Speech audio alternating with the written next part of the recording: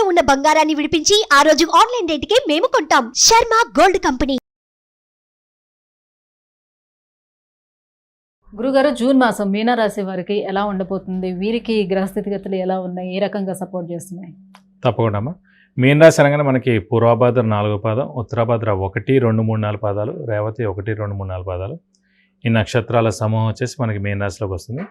వీరికి ప్రస్తుతం మిశ్రమంగా ఉందని చెప్పుకోవాలి. ఎందుకంటే ముఖ్యంగా మనకి ఏలినాటి శని ఉధృతి కాదు, కానీ ఏలినాటి శని ప్రారంభమైంది. సో అలాగే గురువు మటుకు మొన్నటిదాకా ద్వితీయ స్థానంలో ధనస్థానం, కుటుంబ స్థానం, నేత్రస్థానం, వాక్స్థానం అయిన ద్వితీయ స్థానంలో చాలా బాగున్నాడు. అక్కడి నుంచి మరి తృతీయ స్థానంలోకి వెళ్ళాడు కాబట్టి కొంచెం గురుబలం తగ్గింది. అలాగే రాహు మటుకు మీన రాశిలోనే ఉన్నాడు. కొంచెం స్ట్రెస్, స్ట్రెయిన్, మానసిక ఆందోళన బాగా కలిగిస్తుంటాడు. అలాగే సప్తమ స్థానంలో కేతు ఉన్నాడు. సో అది కూడా మనకి ఇబ్బంది కలిగజేస్తాడు. అంటే చెప్పాను ఇది వరకు, సప్తమ స్థానం అంటే ఇమీడియట్ బాస్, అలాగే భార్య లేదా భర్త, అలాగే మనకి మెయిన్గా బిజినెస్ పార్ట్నర్, బిజినెస్ చేసేవాళ్ళకి. సో ఆ సప్తమ స్థానంలో కేతు ఉన్నందుకు ఏదో ఒక చిన్న చిన్న అవగాహన లోపం, లేకపోతే ఏదో లోపం కలగడం చేత ఈ దెబ్బలాటకి దారి తీసేందుకు అవకాశం ఉంది. సో సమన్వయ లోపం ఉండదు. సో అది బిజినెస్ అవ్వచ్చు, లేదంటే భార్యాభర్తలు అవ్వచ్చు, అంటే ఇమ్మీడియట్ బాస్ అయినా అవ్వచ్చు. కాబట్టి ఈ చిన్న చిన్నవన్నీ ఉంటాయి. ఇది కాకుండా స్ట్రెస్, స్ట్రెయిన్, మానసిక ఆందోళన. ఎందుకంటే ఇప్పుడు చంద్రుడు ఉన్న చోట రాహు కానీ కేతు కానీ శని ఉంటే స్ట్రెస్, స్ట్రెయిన్, మానసిక ఆందోళన బాగా ఉంటుంది. ఒకవేళ జాతకంలోనే రాహు చంద్రుడితో కలిసి ఉన్నా, లేదంటే కేతు చంద్రుడితో కలిసి ఉన్నా, శని చంద్రుడితో కలిసి ఉన్నా అనుకోండి, విపరీతమైన స్ట్రెస్, స్ట్రెయిన్, మానసిక ఆందోళన, అలా అనుమానం ఉండడం, ఇవన్నీ కూడా ఉంటాయి అన్నమాట.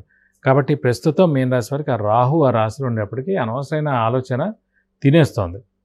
సో కాబట్టి కొంచెం మనం ధైర్యంగా ఉంటే కనుక ఇవన్నీ నుంచి బయటపడచ్చు. ఇలాంటి శని మూలాన్ని ఇటు రాశిలో రాహు, సప్తమంలో కేతు, ఉన్న గురుబలం కూడా మొన్నటిదాకా ఉన్నది ద్వితీయ స్థానంలో ఉన్న గురు తృతీయ స్థానంలో ఫస్ట్ పైన చెడిపోయాడు. సో 4 గ్రహాలు కూడా మిశ్రమంగా ఉన్నాయి. సో జాతకం చాలా గట్టిగా బాగుంటే తప్ప ఇవన్నిటి నుంచి మనం బయటపడలేం. అంటే ఏలినాటి శని మనకి వెళ్ళాలన్నా కూడా ఇంకా 5 సంవత్సరాలు, 5.5 సంవత్సరాలు, 6 సంవత్సరాలు ఉంది ఇంకా. సో అలా మనం ఎంత చూసుకున్నా కూడా అది దాటడం చాలా టైం పడుతుంది. కనీసం ఇప్పుడు ఏంటంటే రాహు కేతువులు నెక్స్ట్ ఏడాది ఏప్రిల్కి మారుతారు కాబట్టి అప్పటి నుంచి బాగుంటుంది అనుకోవచ్చు. కానీ ఈ నెక్స్ట్ ఏడాది ఏప్రిల్ దాకా అంటే మనకు మౌనంగా ఉండాలి. ఎందుకంటే మిశ్రమంగా ఉంది కాబట్టి మన జాతకం మౌనంగా ఉండడం ఉత్తమం. ఎవరితోనే తగాదాలు పెంచుకోకూడదు, దెబ్బలాట్లు పెట్టుకోకూడదు, మాట అనుకోకూడదు. అనవసరంగా అదంతా బయటికి ఇదైపోయి మన పేరు పోయేందుకు అవకాశాలు ఎక్కువగా ఉన్నాయన్నమాట. కాబట్టి జాగ్రత్తగా ఉండడం ఉత్తమం. అయితే ఉద్యోగ రీత్యా వాళ్ళకి స్థానచలనం అనేది ఉంటుందా? ఒకవేళ అలా వచ్చినప్పుడు దాన్ని ఉపయోగించుకోవచ్చా? వేరే ఉద్యోగానికి మారచ్చా? గ్రహాలతో పాటు మనం కూడా సంచరిస్తే చాలా మంచిదండి. ప్రస్తుతం ఏలాంటి నడుస్తాం కాబట్టి మనకి ఖచ్చితంగా స్థానచలనం ఉంది. అది ఇల్లు మార్పు అవ్వచ్చు, ఉద్యోగ మార్పు అవ్వచ్చు, లేదంటే ట్రాన్స్ఫర్ అవ్వచ్చు, లేదంటే వేరే ఊళ్ళో జాబ్ రావచ్చు. ఇవన్నీ కూడా జరిగేందుకు అవకాశాలు ఉన్నాయి. కాబట్టి మనం అయ్యో ఇక్కడ అలవాటు అయిపోయింది, ఇక్కడ ఫ్యామిలీతో ఉన్నాం, ఇప్పుడు పెళ్ళం పిల్లల్ని వదిలేసి వెళ్ళాలి, ఫ్రెండ్స్ని వదిలి వెళ్ళాలి, కొలీగ్ని వదిలి వెళ్ళాలి, ఈ ప్లేస్ వెళ్ళాలి అని మనం ఇది అవ్వకూడదు. ఎందుకంటే మనం వెళ్ళకపోతే కనుక ఖచ్చితంగా మన ఇంట్లో ఇబ్బందులు స్టార్ట్ అవ్వచ్చు, లేదా మన ఆఫీస్లో కూడా ఇబ్బందులు స్టార్ట్ అవ్వచ్చు అన్నమాట. కాబట్టి ఏలినాటి శని వచ్చినప్పుడు, మనకు స్థానచలనం ఉన్నప్పుడు, మనకు అనుకోకుండా మంచి ఆపర్చునిటీ వచ్చినప్పుడు వెళ్ళిపోవడం ఉత్తమం అండి. దాన్ని ఆపుకుంటే మటుకు ఖచ్చితంగా ఇబ్బందులు, అంటే ఆరోగ్యరీత్యా అవ్వచ్చు, ఫైనాన్షియల్గా అవ్వచ్చు, ఇంట్లో ప్రాబ్లమ్స్ రావచ్చు, ఏవైనా జరగచ్చు అన్నమాట. కాబట్టి స్థానచలనం ఉంది కాబట్టి వెళ్ళిపోతే ఉత్తమం. ఇక్కడ లేదా ఇవన్నీ ఉద్యోగం మారదలుచుకోవాలంటే ఇల్లైనా మారితే మంచిది. దాంతో స్థానచలనం అయినట్టే. గురువు, రాహు, కేతువు, శని, సో ఏ గ్రహాలు కూడా మిశ్రమ స్థాయిలోనే ఫలితాలను ఇస్తున్నాయి కాబట్టి ఆర్థిక పరంగా, ఆరోగ్యపరంగా ఎలా ఉంటుంది వీళ్ళకి? ఆర్థిక పరంగా అంటే కనుక మిశ్రమంగానే ఉంటుంది. ఎందుకంటే గురువు చాలా బాగుంటేనే ఆర్థికంగా బాగుంటుంది. సో గురువే మనకి ఇంకా తృతీయ స్థానంలో ఉన్నారు కాబట్టి అంత ఆర్థికంగా బాగాలేదని చెప్పుకోవాలి. కానీ తృతీయ స్థానం ఏంటంటే కమ్యూనికేషన్ స్కిల్స్, రైటింగ్ స్కిల్స్, అవి రెండు మెరుగుపడతాయి. అది తృతీయ అంటే కనుక మెడ ప్లస్ గోల్డ్, గురువు కూడా గోల్డ్ కారకుడు అనమాట. సో మనకి ఖచ్చితంగా బంగారం కొనేందుకు అవకాశం ఉంది. అది మంచి అమౌంటే తోటే, మంచి ఇదితోటే ఖచ్చితంగా కొనేందుకు అవకాశం ఉంది.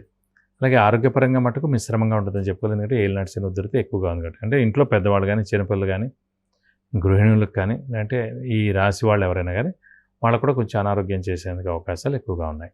మరి విద్యార్థులు కానీ, వ్యాపారస్తులు కానీ వీళ్ళకి ఏ రకంగా ఉంటుంది? వ్యాపారస్తులు కూడా మిశ్రమం. ఎందుకంటే వ్యాపారస్తులు ఎవరైనా సరే ప్రాఫిట్ కోసమే చేస్తారు వ్యాపారం. సో అలాంటి ప్రాఫిట్ రావాలంటే కనుక గురువు చాలా బాగుండాలి. గురువు బాగున్నప్పుడే మనకి ధనం ఇస్తాడు, అలాగే ప్రాఫిట్ కూడా ఇస్తాడు. సో అలాంటి గురువు బాగాలేదు కాబట్టి ఈ సంవత్సరం అంతా కూడా మిశ్రమంగా ఉంటుందని చెప్పుకోవాలి వ్యాపారస్తులకి. విద్యార్థులకు కూడా పర్వాలేదు, ఎందుకంటే గురువు తృతీయ అయినా కూడా కమ్యూనికేషన్ స్కిల్స్, రైటింగ్ స్కిల్స్, కొంచెం జ్ఞానం రావడం ఇవన్నిటికి కూడా కారకుడయ్యాడు కాబట్టి విద్యార్థులకు పర్వాలేదండి. సరే, కానీ మిగతా అన్నిటి కూడా కొంచెం బాగాలేదని చెప్పుకోవాలి. మరి ఎటువంటి పరిహారాలను పాటించుకోవాలి? ఈ 4 గ్రహాలు బాగలేదు కాబట్టి. అంటే ఇన్ని 4 బాలే కాబట్టి ఒకటంటే పర్వాలేదు, 2 అంటే పర్లేదు. సుబ్రహ్మణ్య స్వామి ఆరాధన బెస్ట్ అండి కొన్ని రోజుల పాటు. ఎందుకంటే సుబ్రహ్మణ్య స్వామిని పట్టుకుంటే కనుక కుజదోషం, కాలసర్పదోషం, నాగదోషం, అలాగే వైవాహిక జీవితం బాలేకపోయినా, అలాగే సంతానం కలగకపోయినా, వివాహం కాకపోయినా, అలాగే భార్యాభర్తల అన్యోన్యత లోపించిన, అలాగే మనం కొన్న స్థలం అయినా లిటిగేషన్లో ఉన్నా, అలా ఏవైనా సరే ఇవన్నిటి కూడా హెడ్ సుబ్రహ్మణ్య స్వామి అన్నమాట. సో ఆ దేవుని పట్టుకుంటే ఇవన్నీ పనులు కూడా జరుగుతాయి కాబట్టి సుబ్రహ్మణ్య స్వామి అష్టోత్తరం ప్రతిరోజు చదువుకోవడం మంచిది. అలాగే వీలైతే ప్రతి మంగళవారం సుబ్రహ్మణ్య స్వామి టెంపుల్కి వెళ్ళి 41 ప్రదక్షిణాలు చేస్తే మంచిది. లేదంటే వీలైతే కనుక సుబ్రహ్మణ్య స్వామి హోమం మరియు అభిషేకం మనకి ఇక్కడ స్కందగిరి టెంపుల్లో అని ఉందన్నమాట, పద్మనాభ నగర్. ప్రతి మంగళవారం చేస్తారు 7:30 to 10:30. సో హోమం మరియు అభిషేకం ఆన్లైన్లోనే కట్టచ్చు, లేదంటే మనం పర్సనల్గానే కట్టచ్చు. మనం అటెండ్ అవుతే మంచిది. 7:30 to 10:30 ఎక్కడ చేస్తారు కాబట్టి మనం ఏ ఐటెం తీసుకెళ్ళక్కలేదు, అన్నీ వాళ్ళే చేస్తారు. జస్ట్ ఐడియాలు ఎదుర్కొంటే మనం కూర్చోవడం, గట్టిగా దండం పెట్టుకుంటే ఖచ్చితంగా మన అనుకున్న పనులన్నీ తప్పకుండా నెరవేరుతాయి. గురుగారు, మీనరాశి వారికి ఈ జూన్ మాసంలో ఎలా ఉండబోతుంది? ఎలాంటి పరిహారాన్ని పాటిస్తే కొంతవరకు వీళ్ళకి బెటర్గా ఉంటుంది? ఈ అంశాలన్నీ కూడా తెలియజేసినందుకు ధన్యవాదాలు. నమస్కారం. చూశారు కదండి, విద్య, ఉద్యోగం, ఆరోగ్యం, ఐశ్వర్యం, వాహనం, వివాహం, విదేశీయానం, గృహం, వీటన్నిటి గురించి తెలుసుకోవాలంటే కింద స్క్రోల్ అవుతున్నటువంటి నెంబర్కి కాల్ చేసి గురువుగారి అపాయింట్మెంట్ను పొందవచ్చు. సుమన్ టీవీలో మీ పర్సనల్ అండ్ బిజినెస్ ప్రమోషన్స్ కోసం కింది నెంబర్కి కాంటాక్ట్ చేయండి.